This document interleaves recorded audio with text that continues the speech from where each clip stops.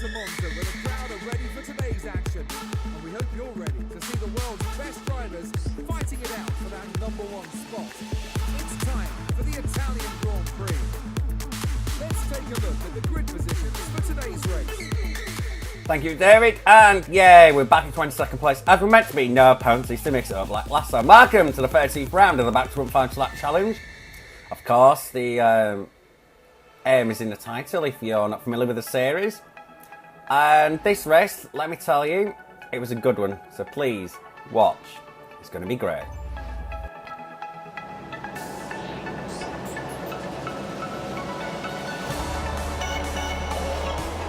And we are going Italy. We get a sort of dodgy start, but however, the Mercedes power immediately kicks in as we pass the Renault-powered Caterham and the Ferrari-powered Sauber and the Renault-powered Lotus, and now we dive on the field as we go into the Rally del Ratifilia, and we're already up into P9. Nicely done. Exactly what we want to see. As we now take Alonso and the entry to Curva Grande. And we're going to even overtake some more cars. Despite the slipstream, Sergio Perez gone, Kimi Raikkonen gone, and we're going to settle in behind Daniel Ricciardo as going to the Variante del Roggia. No, we're not. We're going to actually overtake him. Nice stuff. As we head down towards the Lesmos in Hulkenberg's DTR. It appears to not affect us, though, returning too tight. Almost hit the barrier on the inside, which would have been very embarrassing. But hey ho, Mercedes OP working in our favour, giving us too much grip. As we now get a slipstream with Hulkenberg and easily breeze by him. Don't forget, another Mercedes-powered car. So the 1-1 wins that we've got for this race, working in nicely. As we cut the first bit of Ascari, take the second bit sweetly, cut the third bit. And immediately, we're already on the prowl, about to catch Felipe Massa on the run towards Parabolica. At the end of lap 1, everything is going nicely and swimmingly. And now here we are into the Parabolica itself. We go too deep, we use the tarmac that shouldn't be there, but decided to put there for the World Superbikes to get back, which I haven't even gone back to yet, but never mind. Rosberg's had the fastest lap, which clearly means he's leading. And now, we've got a big run above Williams. We have to take avoided action, but it appears we're all okay. We're already up into P2. Now we can be nice and calm as we go through the Variante del Ratifilia, and now focus our chase and Rosberg for the next 4 laps as we are just about marginal on fuel, but that's easily recoverable in a 5-lap race. Even in a 5-lap race, you could say. Anyway, we're heading down towards the Variante del Roggia now. Nicely done. Cut the second bit because we don't adhere to rules, of course, on this game. Nobody does. First Lesmo, nicely taken. Sawing at the wheel a bit, but never mind. As now as we head down towards the second Lesmo. Perfectly taken, using all the track nearly, just about staying on. Now we're straight in Rosberg's slipstream. We'll be able to get him into the Ascari game. Probably not. Nuttily dive bomb. And we do a lift and coast to make sure we don't get too affected by his dirty air. But it clearly affects us. We got right in the second bit of Ascari and puts us off for the third bit where we have to cut it and then extend it. Weirdly enough. Anyway, we're heading down towards the Parabolica now in Rosberg slipstream, which will give us a nice slingshot towards the Variante del Ratifilia. We managed to stay out the dirty air just about, which means we can get a little bit closer to him. And now we're on his prowl as we head down towards the start-finish straight. DRS is now available. We don't need it, Jeff. Look at that. P1 already. P1 already. This is going nicely and swimmingly. And for some reason, we decided to dawdle into the Variante del Ratifilia. I'll be honest, at the time I was thinking, come on, let's back Rosberg into the parking. In hindsight, I think that was a mistake, but oh well, as we go through the Curva Grande with Rosberg straight in our slipstream as we short shift into 8th gear to save fuel, I don't know, and then we head in to the Variante del Roggia. We back it down very slowly. Now, clearly the plan now at the time works because both Williams are on Rosberg's prowl. So it's now a nice 4-way battle for the win between the 2 fastest cars in the grid and the 2 fastest cars in a straight line. As we get a big power slide out of the second Lesmo, necessary to get a good exit because, of course, it's the first DRS zone of the Grand Prix. But Rosberg clearly doesn't do anything with it. We still managed to pull away. We then cut the first bit of the sky. We then dawdled through the second bit. I don't know why. Then we dawdled through the third bit as well. And then I think we're now short shifting to 7th and 8th. Yes, we do. Now Rosberg gets us, but somehow Massa uses his Williams straight line speed over power. And then we forget that our Mercedes OP is not that strong either. And then we have a collision with Bottas, and there you go. That's not how you do a Grand Prix, ladies and gentlemen. We don't even get DRS either because we're well ahead with our stupid outbraking. But now we're going to try and take a Massa, and we're taking out Rosberg and Bottas. What's happened there? We're going to have a look at the replay. Wow. Let's have another look. Sarah Bordeaux with Nico Rosberg, and Massa takes in. We outbrake ourselves, you can see. Rosberg not very happy with the contact with Massa, even though he's now back in the lead. But however, Massa gets a better around the outside of the Parabolica, and this gives him the lead. And the Williams straight line speed advantage means he could get away from Rosberg. He has DRS because he was third, but then I collide with Rosberg. He pushes Bottas into the barrier on the inside, and then Rosberg decides to be very courteous, very respectful, very German even maybe, by following the rules of the road and letting other cars by, even though he probably shouldn't do as a racing driver, costing him a lot of time. Now we're going to have a look at Bottas' view as it comes up now. Thank you, video screen.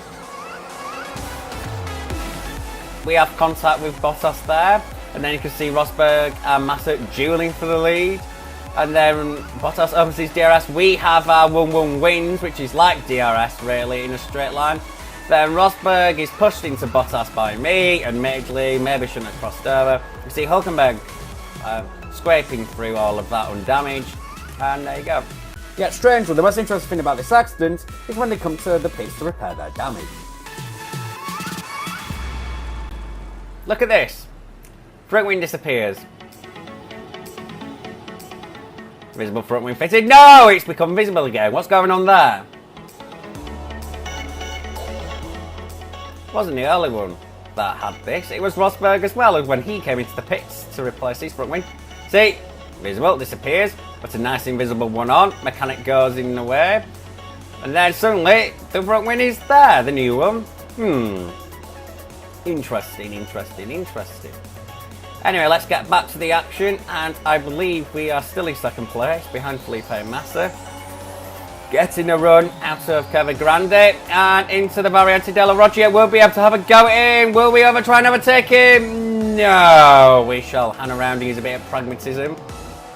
We have to stay close to this Williams because, of course, it is quick in a straight line, and you do not want to try and overtake it in a straight line.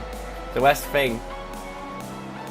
But never mind, we are pretty close through the first Lesmo, and through the second, we're taking a bit cautiously, probably too cautiously. Never mind, as we now head down towards the Ascari chicane with DRS nicely widely open. We're actually gaining on this super quick Williams.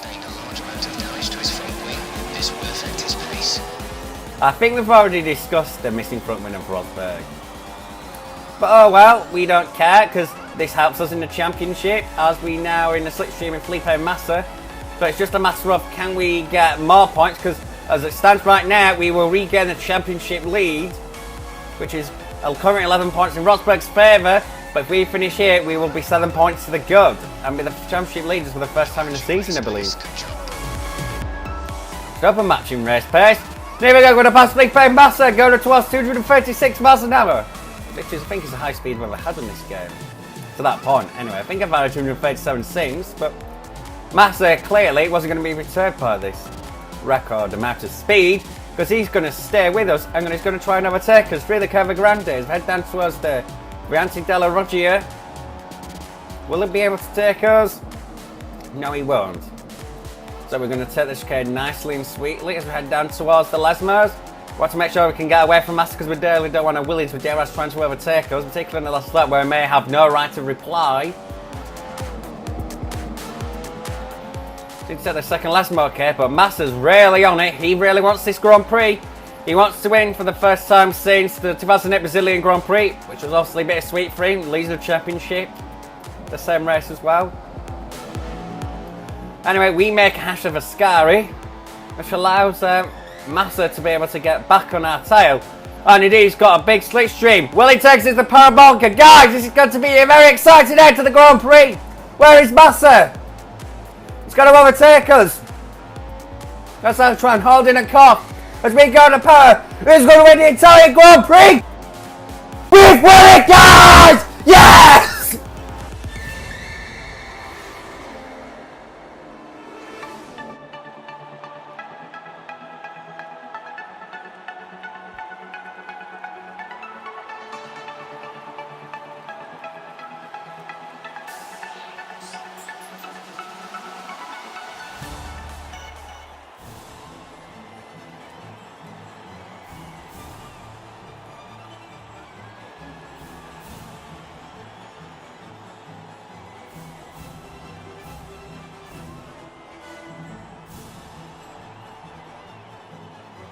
Mercedes have won today's race, and what a result for the team.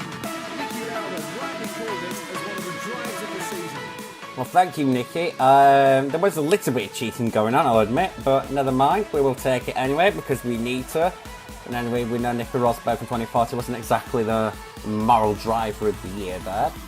Anyway, he did finish last, which means we now have a huge lead in the championship. Well, not huge, but it is sizable as we now flick over to the driver standings. It is now a 14-point advantage, which then contrasts to a 22-point deficit Lewis Hamilton had in real life, if I remember rightly, after the Italian Grand Prix.